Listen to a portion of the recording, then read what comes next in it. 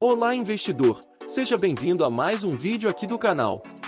Hoje, vamos falar sobre como escolher os melhores fundos imobiliários para colocar em carteira. Se caso ainda não saiba o que são os fundos imobiliários, eu vou dar uma resumida para você. Os FIIs são uma espécie de condomínio de investidores e reúnem os seus recursos para que sejam aplicados em conjunto no mercado imobiliário.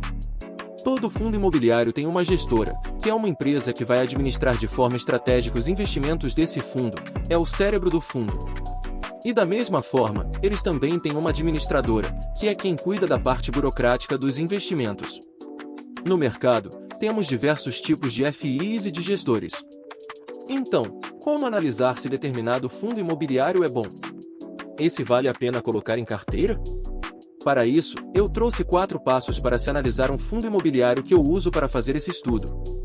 Mas antes de olhar esses pontos, a gente deve pré-estabelecer como vamos estruturar a nossa carteira global, dividindo em segmentos e tipos de fundos.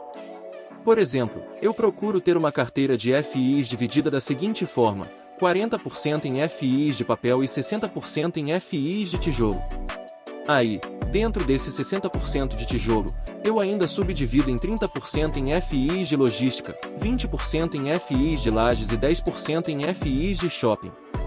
Você escolhe como vai estruturar a sua, não existe uma regra, mas é indicado que você diversifique entre esses tipos. Então, vamos ver os 4 passos para avaliar um fundo imobiliário. O primeiro deles diz respeito a quem é a gestora do fundo. Eu costumo olhar quais são os outros fundos imobiliários que ela possui e o tamanho deles. Quanto maiores, melhor, pois isso significa que a gestora tem uma maior atenção do mercado e precisa tomar mais cuidados ao gerir os fundos. Além disso, eu gosto de olhar a relação delas com os cotistas. E para isso, eu leio os relatórios divulgados e vejo se eles são bem explicativos, de forma que qualquer investidor consiga entendê-los. Se for assim, isso já é um ótimo sinal. Eu também dou uma olhada no site de relação com o investidor, com o mesmo objetivo. Alguns fundos têm um serviço de e-mail. Você cadastra o seu e-mail e recebe informativos do fundo ao longo do tempo. O IRDM 11 tem isso. O segundo passo é analisar a qualidade dos ativos. Aqui, eu faço uma análise bem básica. Eu costumo olhar a localização dos imóveis e dou uma pesquisada no Google sobre esse local. Eu também olho o tipo de contrato, ou seja, se ele é tipo ou atípico, dando preferência aos atípicos. Eu também olho a vacância dos imóveis do fundo, quanto menor, melhor. Outro ponto é que eu só invisto em fundos que têm vários ativos para diversificar os riscos, mas vai depender da sua estratégia. Você pode até ter um fundo monoativo, desde que você diversifique em vários fundos diferentes, já tenha certa experiência nesse mercado.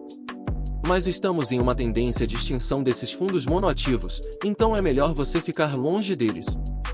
E antes de falar o terceiro ponto, eu quero te lembrar de curtir o vídeo e se inscrever no canal. O terceiro ponto que eu analiso é o preço. É um dado importante, mas eu confesso que às vezes eu pago até um pouco mais caro por um fundo de melhor qualidade, mas é claro, dentro de certo limite. E para basear esse terceiro ponto, a forma mais simples é olhar aquele indicador bem conhecido no mercado de fundos imobiliários, que é o PEV/VP.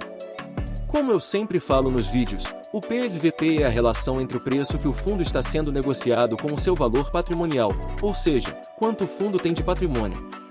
Se essa divisão for igual a 1, então significa que o preço do fundo está justo, ou seja, o preço está equivalente ao seu valor patrimonial. Se estiver menor do que 1, significa que ele está barato, pois o seu preço está abaixo do valor patrimonial. E se ele estiver acima de 1, o fundo está caro, porque o seu preço está acima do seu valor patrimonial. Eu costumo estabelecer um limite de 1,2 para considerar um valor justo.